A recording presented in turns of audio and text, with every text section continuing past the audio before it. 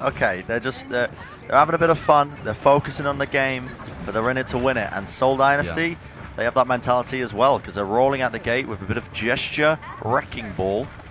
You never want to Google it, but occasionally it comes out. The gesture wrecking ball is not that great. I vastly prefer it when he plays the Winston. And they're going to play a Sombra Tracer dive. This is a hypermobile composition designed to break down what the Shanghai Dragons are doing and get key hacks, potentially overwhelm Void on this high ground. He is quite isolated against dive compositions, and you can see him just spamming to try and find fits. Oh, wow. Yo, okay, Izayaki! There you go, son. All right, quick little burst shot straight to the head. Tracer, unfortunately, cannot survive that. Only 150 health points available to her. No armor pack, I believe, so Prophet was evaporated. They've taken some control of the high ground, and they're going to start to push Void out. This is the same kind of style that I said the Shanghai Dragons would be playing, with Void trying to occupy these off angles, but he has been pushed down to the point now. So Shanghai have lost some of their positional advantage, and the dive has already come in. They've killed DM.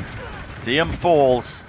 You lose a lot of your long-range damage now, and you can see the pressure being applied to Fleta just to push him away, while the rest of the Seoul Dynasty are able to jump, leap, capture, who knows, whatever word you want to use. It doesn't matter, because Shanghai Dragons, they lose the team fight in the end of it, and Seoul Dynasty are going to be getting a very quick capture time. Most crucially, they didn't have to use any ults at all. There's a huge snowball potential here.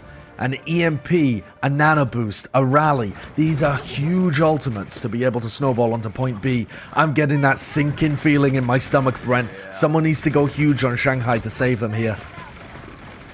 Prophet's is working his way in. 200 HP on him as well because of the armor pack. Makes a big difference. You might not think it, but that extra 50 does help. Now he's working his magic in the back line. Goes for a bit of a beatdown, trying to force out the Immortality field. No ults being used. Gesture now finally using the Primal Rage to initiate in. Postbon just about whiffs from Prophet. Backing away, but Fitz gets the kill onto Fleta. Still alive as well. He was almost brought down. Still has this EMP ready and waiting. Now you see Rally being used by Lee Jae Gong, but the EMP is perfect! Cancels the Gravitic Flux. Self-destruct being sent in as well. Now, Shanghai have not lost any players here. This is a good stall coming out from Fleta as well as he duplicates over to the Winston, now using the Primal Rage to stall this one. Hunting for Badosin, he's going for that Ana in the back line. Nice juggle, good techers. Gets the opening, possibly enough to stabilize now for the Shanghai Dragons. Especially with the composition they're running. They have very tanky characters, a double shield, but Prophet, ready and waiting, trying to put in work, but 24 health on him.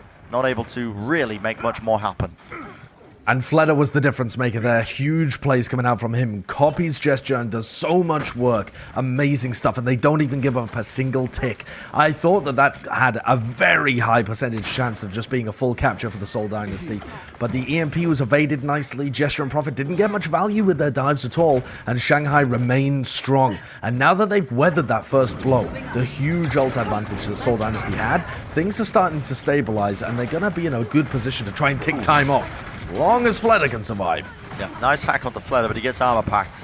So he's able to survive and back off pretty effectively here. Seoul are just going to be taking a bit of spam damage, building up these ults with gestures, trying to create space. They want to try and take away the high ground, and they do just that. They force stand one down onto the low ground. We see a couple of attempts. Nice bio nade there from Badosin. That was very long range. 3 targets going to be anti-naded. That's going to force some ults out. As you can see, DM using Bob sends him up onto the high ground, but slept up. Badosin falling very, very low, gets healed up in the end. Now Gesture just juggling, doing what he does best on that Winston roll, while Prophet is able to capitalize by using his own pulse bombs. Shanghai have to use some ultimates to try and turn this one. As you can see, Gesture gets sent straight up into the air, brought down eventually, but this is looking disastrous for Shanghai right now. They've lost so many players, and it was just too overwhelming. Seoul Dynasty, 2 minutes 51 on the clock, getting that completion. Could have been worse, of course, but I think Shanghai are still going to be a little bit upset that they didn't able to chunk away more time. Definitely. It could have been worse, you're right. They did weather that first storm, but they basically lost the very next team fight afterwards. And it was a long, slow siege from the Seoul Dynasty. And something that our viewers might have missed or perhaps not focused on so much is how slow Seoul are playing.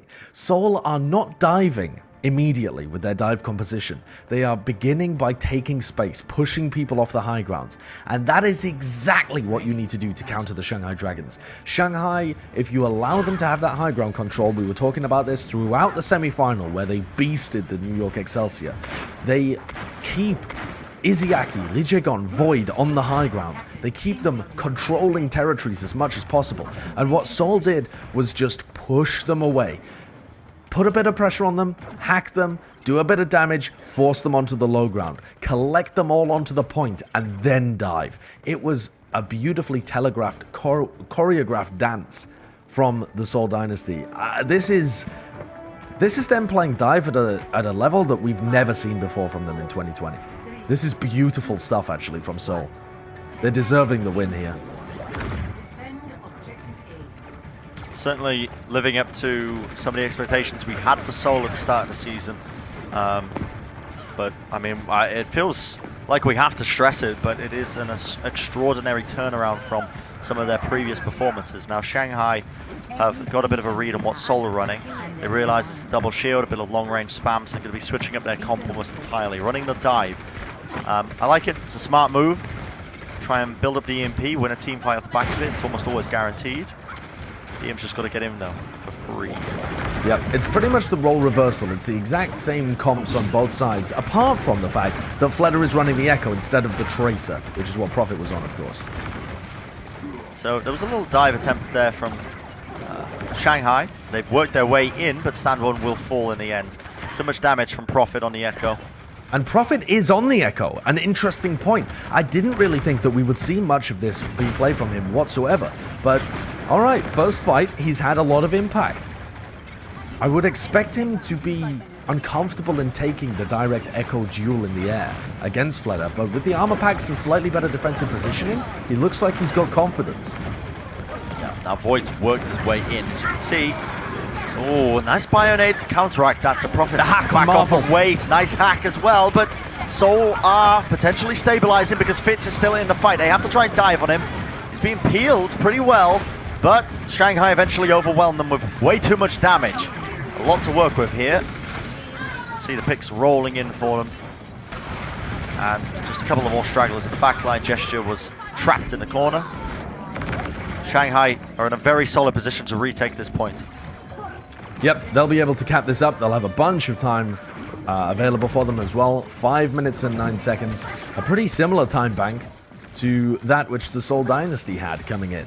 And a similar ability to be able to roll in. Yeah, they don't have the Nano Boost available and the Primal Rage, but the EMP and the Rally can be enough to just completely dominate an opponent. So let's see whether Shanghai are able to continue this momentum. A good EMP here from DM would be huge. He gets decloaked though at the nick of time, and Stanwood dies as he initiates.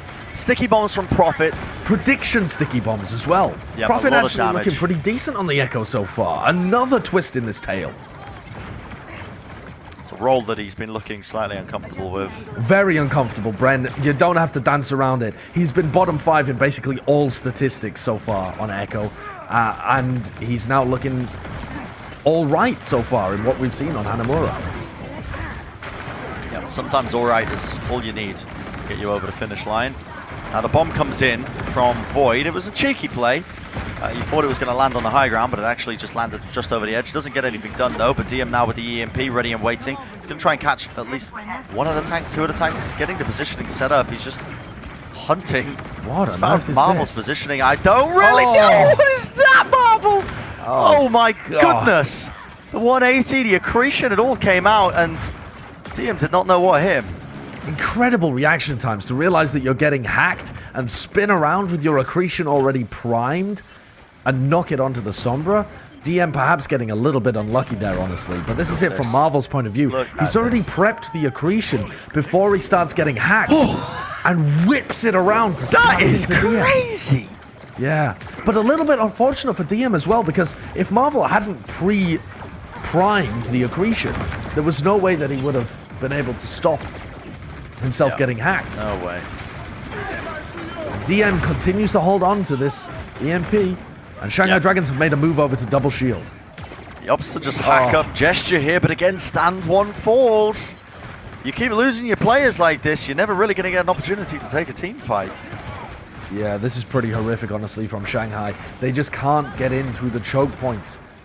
Prophet and Fitz are doing so much damage, along with Toby. And Marvel's playing really well on this high ground. He's not dropping to the low ground. Instead, he's moving away. He's just backing off. And that means that he can always take the high ground again very easily, because there's a staircase there. Yeah. I mean, it sounds dumb, right? But it's fundamentally different from what Void did when he jumped off the high ground. Because Void can never take that back. He can't fly unless he uses his flux. All right, here comes the EMP surely. DM just goes for a generic hack, stunned up, bashed, forced to relocate away. Fleder using the duplicate. 2 minutes on the clock. I have to say, Josh, I'm slightly confused as to what's going on here, but still, they do find an opening pick up onto Prophet. That's not bad. Could be something to work with here. Now, finally, the EMP comes out, but it is Gesture who comes out on top as Stand 1 falls, and I've got to say, I'm confused at the execution. Almost about as confused as Fitz was there, trying to find his Iyaki. So many questions here. Why is DM even in? Why has he been substituted in when we've seen Lip basically play the exact same heroes as him, and he has been playing with the team for so much longer? I don't understand that component, but also, it just seems like a bit of a joke at the moment from the Shanghai Dragons. I wonder whether their mentality is still all there after their performance on Blizzard World. Because they're making way more mistakes than you would normally expect from this team. They're normally so coordinated, so well-oiled as a machine, and they can barely even take the high ground of Hanamura right now. It seems like almost a different team from what we saw when they played against New York earlier. The Halt Accretion is going to be missing here from Shanghai. The double shields mitigate a lot of the damage as Prophet was sending it in, but a duplicate comes out now, and Prophet wants to go straight in. The Accretion sent in. He's almost built up the Flux. Right off the back of it, the Flux utilized, pulls him up, only connects to one target, but it might just be enough. His team is going to be trying to work their way in as well. The Amplification Matrix was committed by Izayaki. I got a lot of questions here, Josh, a lot of questions, and I'm never going to be receiving answers, and it might just keep me up at night. Absolutely no answers here from the Shanghai Dragons squad. We talk about peaking at the right times in the playoffs, and Seoul Dynasty have definitely done that. Prophet looking great on the Echo, and now moving over to his signature pick of May, or one of his signature picks. I mean, the Tracer would really be the signature pick for Prophet. But Shanghai Dragons have not really peaked for the playoffs. They looked fantastic in the semifinals, but when it all comes down to it, when it's all on the line, they seem like they're crumbling. Yeah. Flashbacks to the London Core 2018, the playoff run of a lifetime, where this London Core now playing for Seoul, now the Seoul Core might just be stopping Shanghai right in their tracks. Accretion comes out, Lee Jae-gon falls, 3 players no one can touch. I am in disrepair. I mean, it's... okay. All right, Josh. That's it. There's no more wiggle room. There is no more room for error for the Shanghai Dragons.